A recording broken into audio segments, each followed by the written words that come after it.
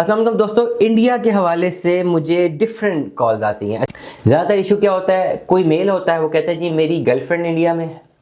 वो मुझे बुला रही है, मैंने वहाँ पे जाना है, मुझे शादी के लिए बुला रही है, मुझे बताया मैं कैसे जाऊँगा। या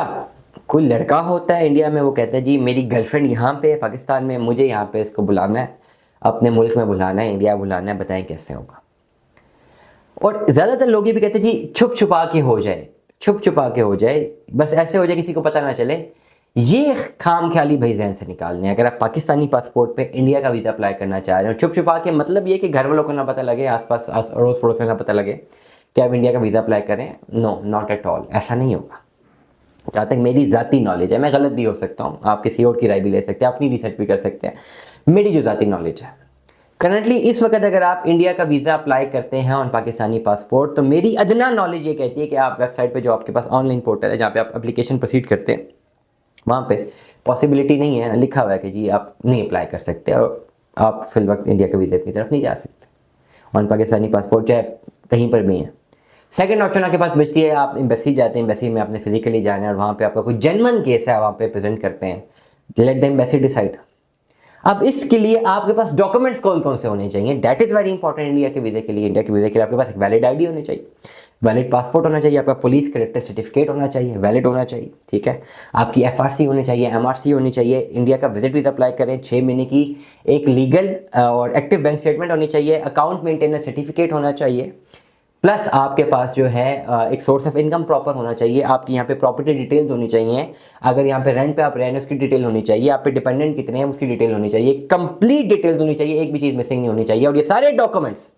आपके वेरीफाई होने चाहिए मुफा से, चाहे रिक्वायर्ड है या नहीं है। स्पेसिफिकली पुलिस कैरेक्टर सर्टिफिकेट, आपकी एफआरसी, आपकी एमआरसी, आपकी वैलिड आईडी, पासपोर्ट, ये जो भी डॉक्यूमेंट्स इनमें से जो मुफा मिनिस्ट्री ऑफ फॉरेन अफेयर्स आपसे ये लेता है अटेस्ट करने के लिए, उसको आपने अटेस्ट करवाने, डॉक्यूमेंट्स तो कंप्लीट होने चाहिए। अब ये जो डिफरेंट लोग हैं जी, लेट सपोज एक साहब आए ना, वो कहते हैं मेरी गर्लफ्रेंड पाकिस्तान में है, एक मोहतरमा है, वो फरमाती है जी मेरा जो हस्बैंड या बॉयफ्रेंड पाकिस्तान में है, मुझे उनको यहाँ इंडिया बुलाना है, तो मैं क्या करूँ। इसके लिए उनको ये करना होगा कि सबसे पहले वो एक इन्विटेशन लेटर बनाएंगे उनके नाम का, सबसे पहले इन्विटेशन लेटर, जिसमें वो अपने सारे क्रेडेंशियल्स नोट डाउन करेंगे, अपनी सारी डिटेल्स वो इंडिया में कहाँ है क्या नहीं, अपने जो भी उनकी फॉर्मेलिटीज़ है वो क्लियर करेंगे और इनके नाम का एक निकालेंगे, ओवरऑल एक इनविटेशन लेटर बनाएंगे जिसमें मेंशन करेंगे कि ये आपको क्यों बुला रहे हैं, और वो वहाँ की किसी लोकल गवर्नमेंट से या उनके फॉरेन ऑफिस से अटेस्ट होना चाहिए।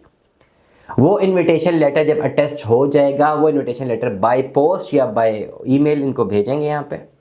ये उसका प्रिंट लेके या वो जेन्युइन डॉक्यूमेंट पास होगा उस इन्विटेशन लेटर का, उसके साथ अपने सारे डॉक्यूमेंट अटैच करके जाएंगे इंडियन एम्बेसी एप्लीकेशन अप्लाई करने के लिए, वॉक इन करने के लिए कि जी ये हमने अप्लाई करना है वीज़ा। उस केस के ऊपर एम्बेसी विल डिसाइड। और उसके बाद भी जो इनवाइट कर रहा है या कर रही है, जहाँ तक मेरी नॉलेज है, क्योंकि केस था, मैंने खुद इंडिया का वीज़ा कोई भी डायरेक्ट प्रोसेस नहीं किया, जहाँ तक मेरी नॉलेज है मैं आपको बता रहा हूँ, मैंने खुद ओवरऑल कोई भी इंडिया का वीज़ा प्रोसेस अभी तक नहीं किया हुआ, लेकिन जो मेरे पास नॉलेज आ रही है, जो मेरे पास इन्फॉर्मेशन है उस हिसाब से, क्योंकि प्रोसीजर तो सारे मुल्कों के एक ही जैसे ही हैं।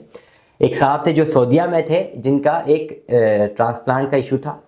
पाकिस्तानी पासपोर्ट और इंडिया उन्होंने जाना था, उनका एक मेडिकल इशू था, मेडिकल इशू पे उन्होंने अपना वो इनविटेशन लेटर मंगवाया। इनविटेशन लेटर जब उन्होंने एम्बेसी प्रेजेंट किया तो एम्बेसी ने एक लिंक दिया, ये साहब मुझे कोट कर रहे हैं, डायरेक्ट मैंने लिंक नहीं देखा,